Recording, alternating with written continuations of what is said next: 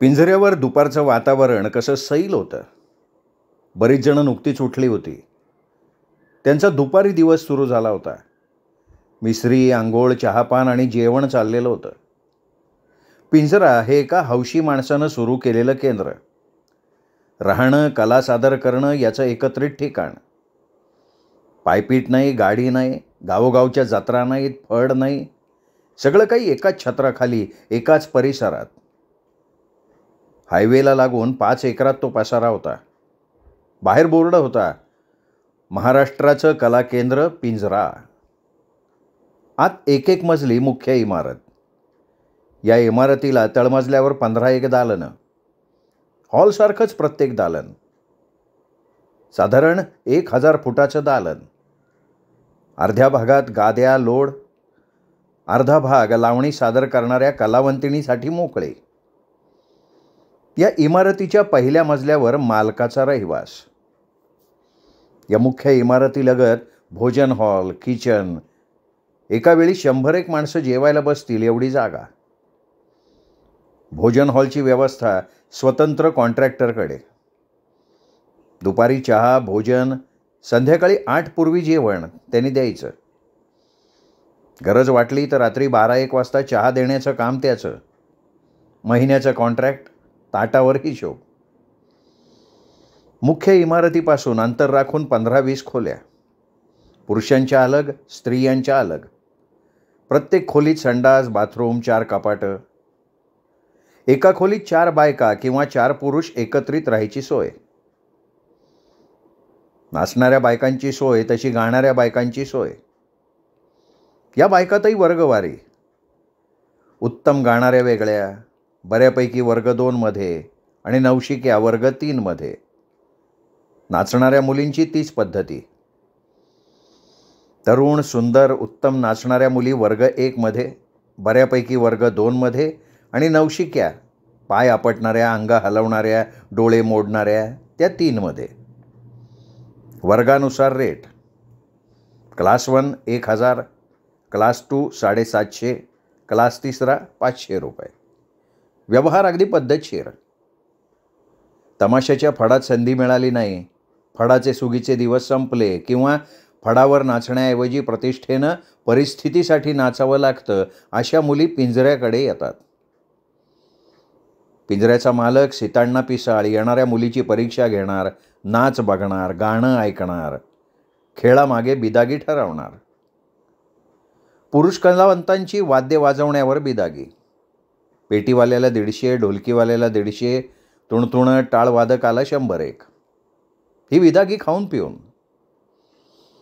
एका संचात पेटीवाला, ढोलकीवाला, तुणतुणवाला, टाळकरी आणि 4 मुलींपैकी 1 गाणारी.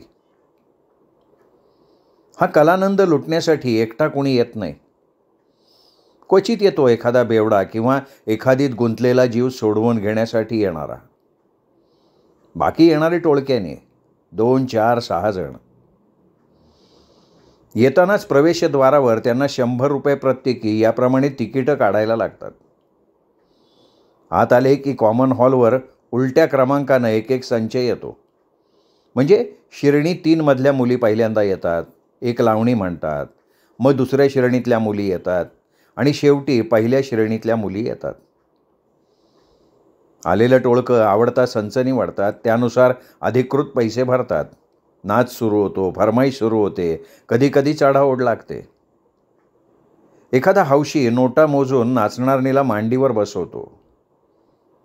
एखादा रंगेल गालाची पप्पी मागतो. एखादा चेक काढलाच तर खांद्यावर हात टाकून तिच्याबरोबर नाचायला सुरुवात करतो. ही दौलतदार अर्थात स्त्री पुरुष कलावंतांची असते. बाहेरच्या तिकिटाचे आणि श्रेणीप्रमाणे रकमेचे पैसे फक्त मालकाचे, असा हा व्यवहार. या व्यवहारात तेवढीच रिस्क असते. माणसं तितके नमुने. पैसे मोजणारा जणू जनावरासारखं कलाकारांना विकत घेतल्याच्या तोऱ्यात असतो. 99% पिऊन आलेले असतात. त्यांचा तोल जातो, नाचतात, ओरडतात, खिदळतात, नको तिथे हात लावायचा प्रयत्न करतात. कोणी लोळतो, कोणी उलटी काढतो. बरं, कार्यक्रमाला दर्जा दुय्यमच. नऊवारीतली लावणी इथे चालत नाही. बैठकीची लावणी इथे आवडत नाही. चित्रपट गीतं अंगविक्षिप्त करून डोळे मोडत चालणारी लावणी इथे आवडीची. 1 तासाचा हा कार्यक्रम. 1 तासात झिंग ओसरली नाही, चढाओढ लागली, करंट टिकून राहिला तर 4-4 तास लावणी चालते. त्याचे अर्थातच वेगळे पैसे मोजावे लागतात. 1:30 वाजताच वसंतराव आलेला. प्यायला होता तरी पाय व्यवस्थित पडत होते. पंचायत समितीत झालेल्या अपमानानं तो पेटला होता. बारमध्ये शिरला तरी ही आग शांत झाली नाही. देवजी हाताशी लागला नाही. घरी जायची इच्छा मरून गेली होती. पिंजऱ्याची वाट देवजीनं दाखवली होती. वसंतराव गार होण्यासाठी पिंजऱ्यावर आला होता. आज जाऊ ना का? गेटवरच्या पोरानं त्याला हटकलं. कार काय फुकट्या वाटतोय का तुला? पैसे मोजणार आहे मी. वसंतरावांनी त्याला दम दिला. नाही, पैसे मोजा, पण रात्री, आत्ता नाही. का? आत्ता का नाही? अहो, आत्ताशी कलाकार उठल्यात. उठू दे. पैसे घ्या, मला लावणी ऐकायची आहे. राती या म्हणलं ना तुम्हाला? जमणार नाही. बऱ्या बॉलानं जात आहे का आता? काय करशील रे तू? पोरं आली तर कुत्र्यावाने हाणतील. मी कोण आहे माहिती आहे का? हात लावून बघा ना. उद्यापासनं पिंजरा बंद. कोण आहे रे तू? हां, कोण आहे तू? सभापतींचा नवरा आहे मी. पालकमंत्र्याच्या कानावर घालीन ये. बाहेरचा हा गोंधळ नुकतीच आंघोळ करून आलेल्या मालक पिसाळच्या कानावर गेला आणि ते गेटवर आले. काय पाहिजे रे तुला? डान्स, लावणी. ही वेळ आहे का? अरे मुली आत्ता कुठं उठले आहेत? पिसाळ समजुतीच्या स्वरात सांगायला लागले. मला काय माहिती नाही आहे. हे 5,000 घ्या. मला नाच पाहिजे, बाकी कळत नाही. पिसाळांच्या समोर 5,000च्या नोटा दिसत होत्या. ते विचारात पडले. तुम्ही डान्स दाखवताय का? नाही तर उद्या 12च्या भावात तुमचा पिंजरा पालकमंत्र्याकडनं बंद करतो. कोण आहे कोण तुम्ही? पिसाळांनी भाषा एकदम बदलली. माहिती नाही का? सभापतीचा नवरा वसंतराव. भीमराव दादांचा मुलगा आहे मी. होय, चला की मग. हा चला. पिसाळांनी त्याला आत नेलं. मुख्य हॉलमध्ये खुर्चीवर बसवलं. आलोच, मुलगी बघतो. फक्कड बघा, तब्येत खुश झाली पाहिजे. 5,000 ठेवाय. 5,000 घेऊन पिसाळ बाहेर पडले. स्वतः यमुनाबाईच्या खोलीसमोर जाऊन उभे राहिले. यमुनाबाई. जी. बाकीच्या मुलींनी पदर सावरले. एक गिऱ्हाईक आलंय हो. आत्ता? हो ना. बाई या मेले ना. काय येळ काळ. हां, मला बाई नाही जमायचं. अजून अंग ते धुतलं नाही. संडासात ना आता आली. दुसरी कोणी मुलगी? अहो, रात्री झोपाय किती वाजलं? कोंबडा हरवला, डोळं मिटल्यात. दुप्पट बेदागी मोजीन. हो, पर असं खरकट्या अंगानं नाचायचं का? नाही जमणार हो. अंग धुतल्या बिगर आळस नाही जाणार. काय करता काय येईल यमुनाबाई, सांगा ना. पिसाळ विचारात पडले. त्या किरड्याची पालकट उचला, गॅटाव बसवा, 8ला पाठवात. यमुनाबाई, 5,000 बुडतायत. दादा, एक विचारू का? नाही, विचारतेच. आम्ही नाचणाऱ्या बाया असलो तरी आम्हाला हे शरीर आहे, मन आहे. पैशा पायीच करायचं का समजा? पिसाळांची बोलती बंद झाली. बऱ्याच उशिरानं म्हणाले, तारा हिरा तरी येतील का? हे बघा, पिंजऱ्यात 22 जणी आहेत, पण एक तयार व्हायची नाही. अहो, धुतलं पाहिजे. तुकडा नाही तर चहा पाणी तर झालं पाहिजे. रंगरंगुटी केली पाहिजे. असंच बसायचं का पत्कल मारून त्याच्या मोरं? कसला करंट आलाय म्हणायचा भाड्याला दुपारचा. पिसाळ विचारात पडले. त्याला बाहेर कसा हाकलावा हा विचार पडला. ते परत फिरणार तो शब्द कानावर पडले. दादा, मी तयार आहे. अगं मंगाला तू? अगं रांड काय कुळ भरलं काय तुला? आये मी नाचीन ग. अगं एकटी? अगं छिनाले टाळवाला तरी येईल का येळाला? मेलेची उतरली तरी असन का? आये मी एकटी नाचीन. तू आंडवर करते नाचीन म्हणती, साथ नको वय? आये बघीन ना माझं मी. तुझं तू बघशील. रांड तोंड बघितलं का आरशात? वाटातनं दूध येईन आत्ता. किती अनुभव आहे ग बोराडाचा तुला. इतकी वर्ष नाचते मी, टक्कुरं फिरलेवानी करू न ग. एकटी जाशील आणि फट म्हणता चट्ट होईन. आहे अगं, विश्वास ठेव की माझ्यावर. मंगलाला सांगून उपयोग नाही असं बघून यमुना पिसाळांना म्हणाली, दादा पोरगी आई म्हणती मला, ना नवऱ्याची ना आल्या गेल्याची, तरी बी आई म्हणती बघा मला. आणि आता कुठं पदर आलाय तिला. वेडं वाकडं घडलं तर मग कोण गरम होऊन आलाय त्याच्या नरडीचा घोड घेईन बरं का मी. अहो यमुनाबाई, मी आहेच की. अरे तू काय राखणीला बसणार आहे का दादा, का हात ठेवणार आहेस. विस्तवाच्या कडेला लोणी ठेवल्या, तू तरी काय करणार. पिसाळ दादा बोलले नाहीत. दोघं हॉलवर आले. वसंतरावानं मंगलला लांबूनच बघितलं आणि ताडकन उठला आणि बघतच राहिला. वसंतराव, तुमचा मान मोठा म्हणून एवढं उदार झाली बरं काही. गाणं ऐकायचं, येडं वाकडं करायचं नाही. पिसाळांनी सांगितलं आणि ते बाहेर पडता पडता म्हणाले, या. वसंतराव त्यांच्या मागे निघाला. मंगला बरोबर होती.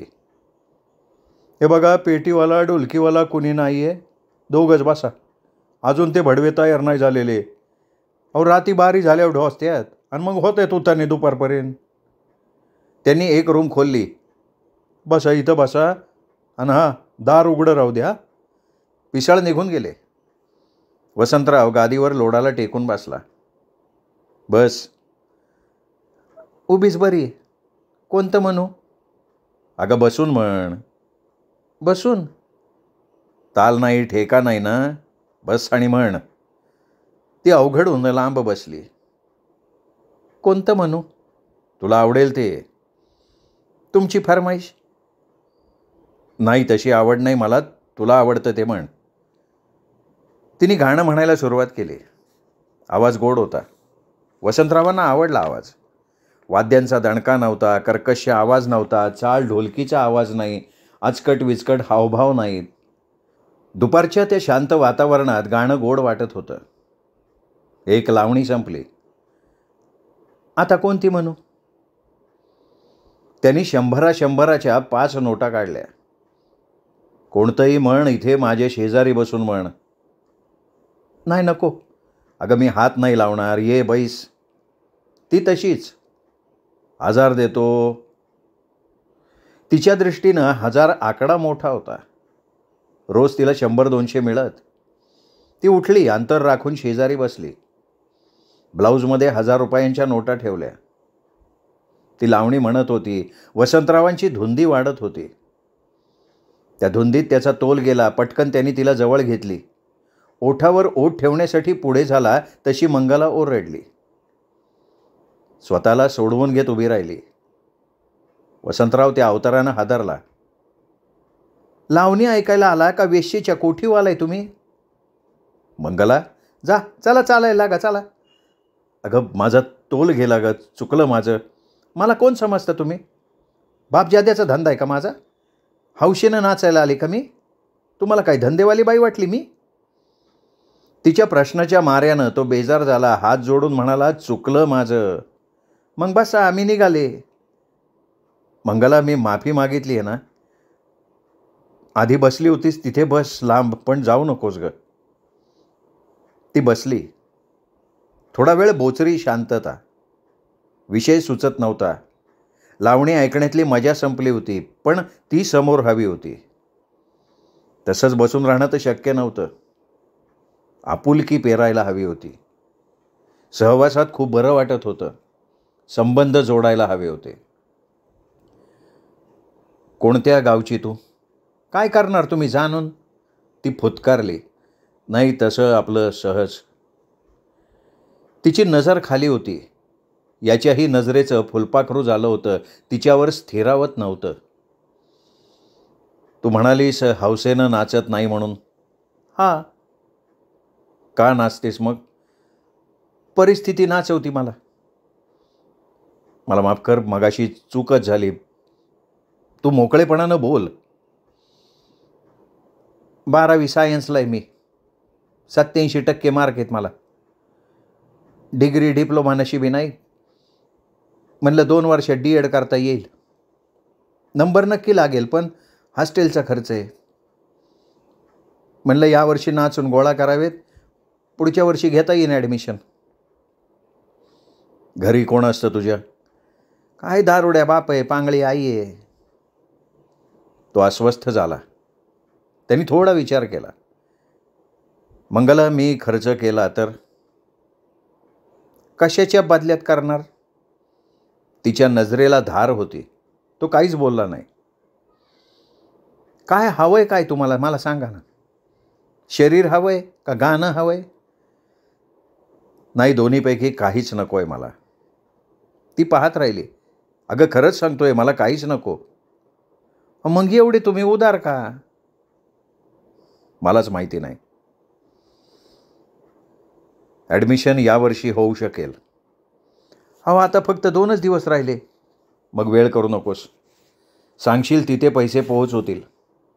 आणि एक लक्षात ठेव, मी होऊन तुला भेटायला सुद्धा येणार नाही. दर महिना मनी ऑर्डरनं पैसे तुझ्या पत्त्यावर येतील. 10 उद्या देतो, दर महिना 5 पाठवून देईन. तो उठला. ती बघतच राहिली.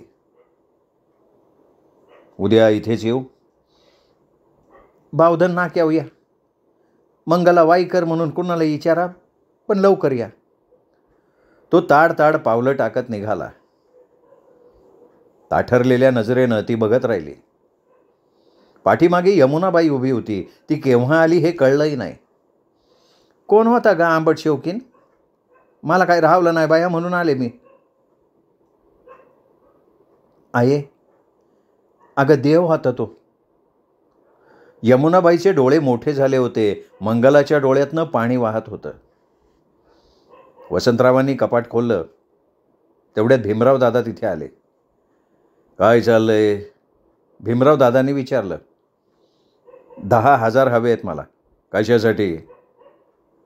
वसंतराव बोलला नाही काय. याआधी कपाटातनं किती पैसे नेले होते? वसंतराव काहीही बोलला नाही. तसे भीमराव दादा चिडले. अरे काय विचारतोय मी? इलेक्शनची गडबड होती, मी नाही लक्ष दिलं. 12-15 लाख कमी पडतेत. वसंतराव चपापला. त्याच्या डोळ्यापुढे देवजीची गाडी उभी राहिली. दिले का तू कोणाला? वाटले थोडेफार मतदारांना. मग मला बोलला नाही. वसंतरावांचं तोंड बंद. अरे या घरात हे काय चाललंय काय? वसंतराव बोलेच ना. तसे ते म्हणाले, कपाट बंद करते आणि पुन्हा मला विचारल्याशिवाय हात लावायचा नाही. मला फक्त 10 पाहिजेत. तेच मी विचारतोय, कशासाठी पाहिजेत? काय सांगणार होता वसंतराव? त्यांनी कपाटाचे दरवाजे बंद करून टाकले. या घराला काय घरपणच राहिलं नाही. मनाप्रमाणे चाललंय सगळं. पैसे काय झाडाला लागतात का? वसंतरावाच्या मनात आलं की म्हणावं, पैसे झाडाला लागत नसले तरी ते 2 नंबरचे आहेत, राजकारणात आलेत. पण तो काही बोलला नाही. भीमराव दादांची टोरटूर चाललीच होती. अरे पैसे कमवायला अक्कल लागते, गमवायला नाही लागत. काम करून बघ, कसा घाम गळतो ते कळन. वसंतराव पुढचं ऐकायला तिथे थांबलाच नाही. वसंतरावांचं डोकं भनभनत होतं. दुपारी तो पिंजऱ्याहून आल्यावर देवजीकडे गेला होता. त्याच्याकडे उसनवर 10,000 मागितले होते. तोही साला म्हणाला, पैसे झाडाला लागतात का? त्याला मी 15 लाख दिले, ते काय झाडाचे तोडून दिले का? मोटार घेऊन फिरतोय आता. त्यांनी कुठे घाम गाळला?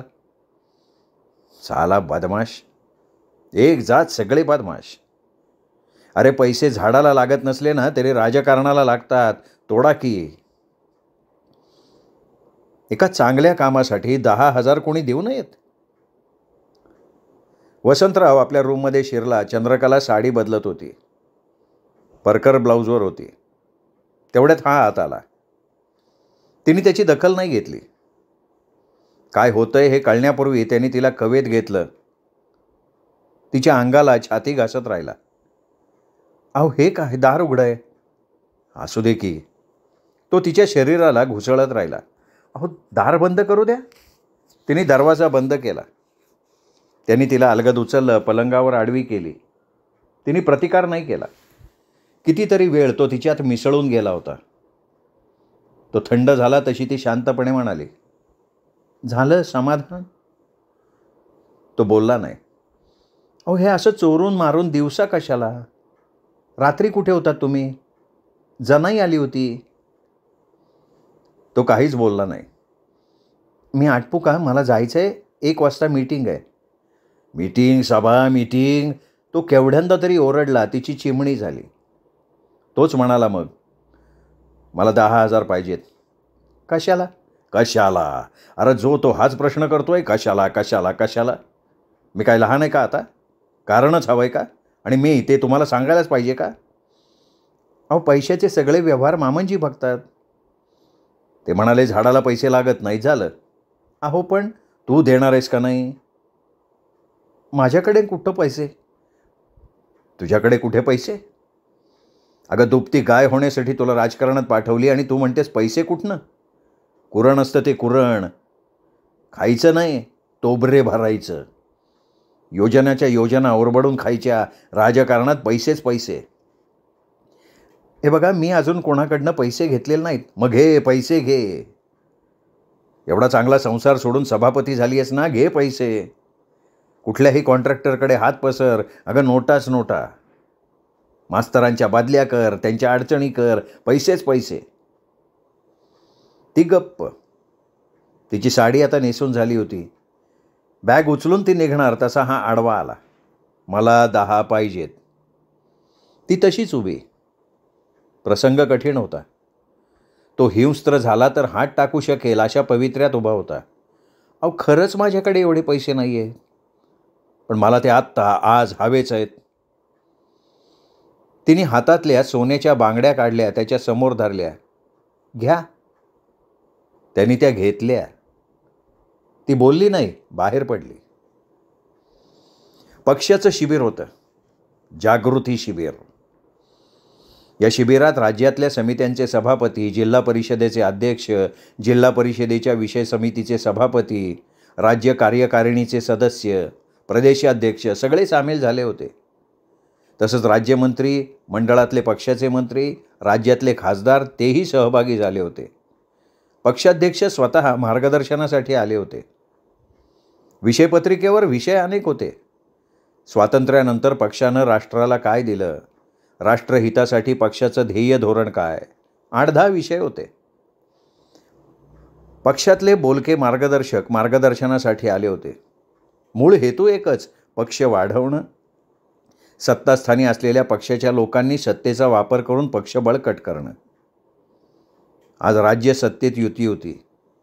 मित्रपक्षाचं संख्याबळ अधिक असल्यानं मुख्यमंत्री मित्रपक्षाचा होता. फार मोठं शल्य होतं ते.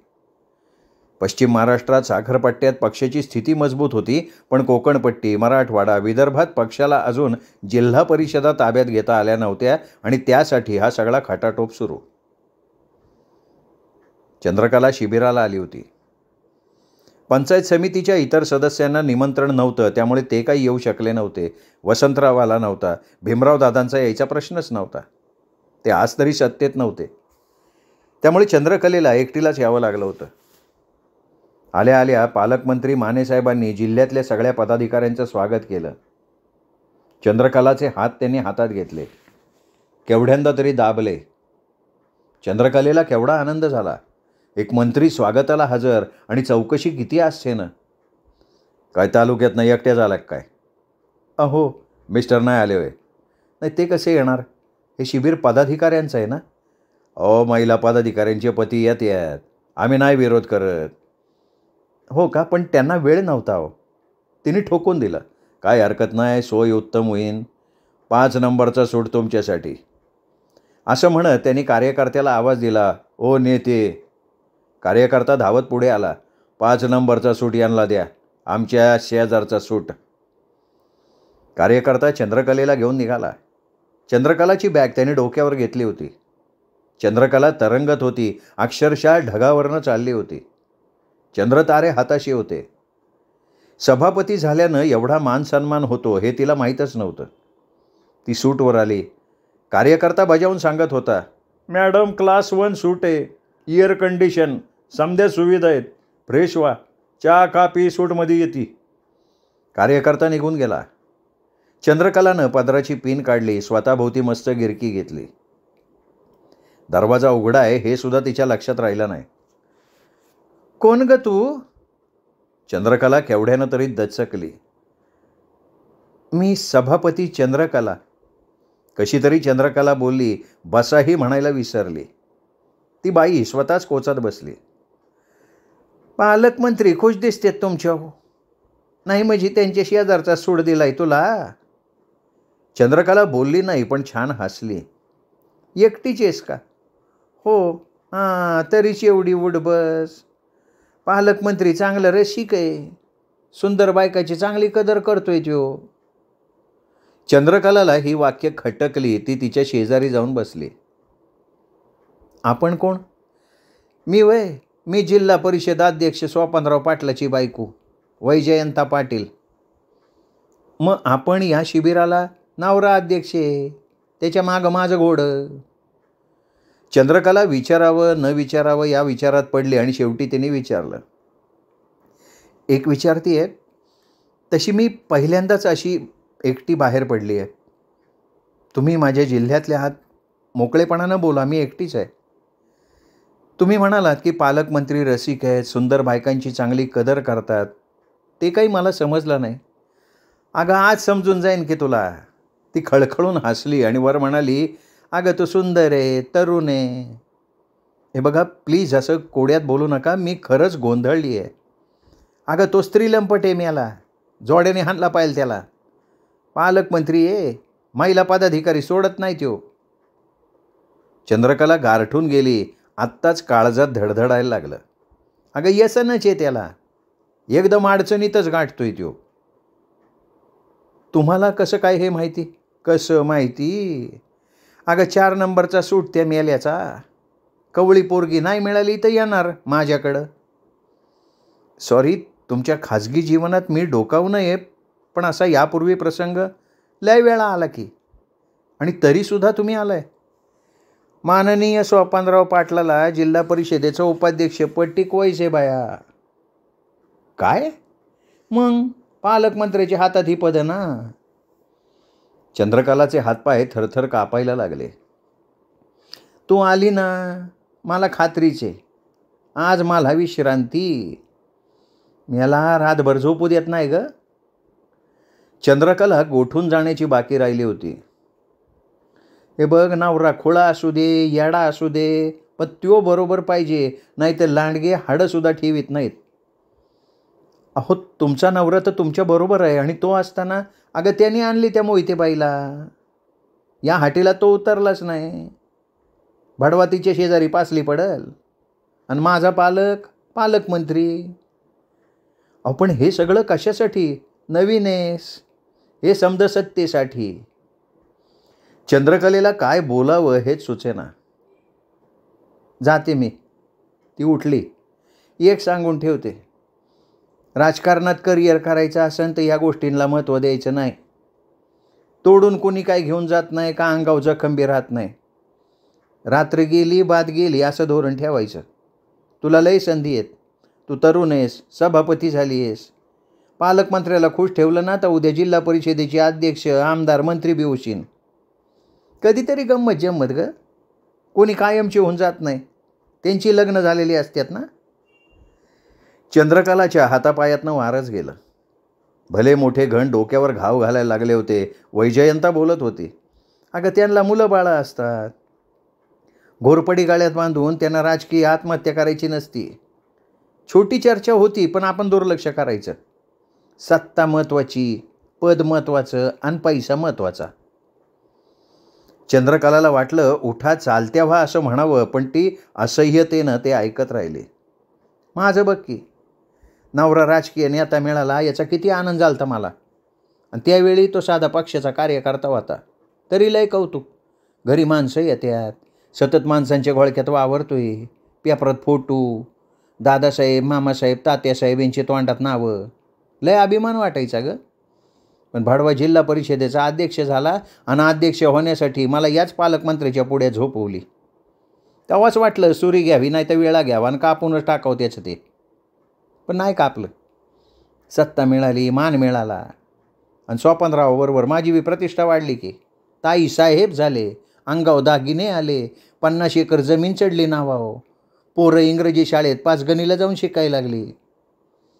मी हिशेबच मांडला. म्हणलं दिलं काय मिळालं काय, समाधानी. आणि आता काय, आता सवय झाली का. एखादा भाडवा कुचकुचतो, लागत बोलतो, मी थुकते पचकन. म्हणते यार तुझी बायको तपास की, तुला स्वतःला आरशात जाऊन बघ. आणि वैजयंताबाई निघाली. Good night. कसनुसं हसली, बाहेर पडली. शेकडो, हजारो, लाखो, कोटी जळवा चंद्रकलाच्या काळजावर तुटून पडल्या होत्या. शेकडो भूतं समोर नाचत नाचत प्रश्न विचारत होती. भीमराव दादांना ही राजकीय दलदल ज्ञात असेल का. मग तरीही त्यांनी सभापती व्हायला मला का भाग पाडलं. सत्ता, पैसा हे कारण आहे का. राजकारणातल्या स्त्रियांकडे समाज यामुळेच संशयानं बघतो का. राजकारणात स्त्रिया याच पद्धतीने पुढे जातात का. लोकशाहीत मतांना महत्त्व का स्त्रियांच्या शरीराला. माणसं मागे काय काय बोलत असतात. नीती, नीतिमत्ता जे काय असेल ते कोणासाठी. राजकीय माणसाला हे काही माहितीच नसतं का. वसंतरावात तेढ निर्माण झाली. ती वसंतरावांची आठवण होताच ती ताडकन उठली, बॅग घेतली, निघाली. दरवाज्यात आली. कार्यकर्ता समोर उभा होता. मॅडम अभिनंदन. तिने त्याच्याकडे बघितलंही नाही. तोच पुढे सांगत राहिला. सकाळच्या सत्रात नवनिर्वाचित लोकप्रतिनिधीचा सत्कार व्हायचा आहे. पक्षाध्यक्षाच्या हस्ते सत्कार ठेवला आहे तो. त्यामध्ये तुमचा बी सत्कार आहे. सन्माननीय पालकमंत्र्यांनी ठेवला आहे तो. हे ऐकायला ती थांबलीच नाही, सरळ तिथून बाहेर पडली. श्रोते हो, तुम्ही ऐकताय जगन्नाथ शिंदे लिखित मॅडम ही कादंबरी. आज या कादंबरीचा 5वा भाग आपण ऐकलात. 6वा भाग ऐकण्यासाठी उद्या भेटूयात दीपक रेगे कथाकथन चॅनलवर. तोपर्यंत नमस्कार श्रोते हो.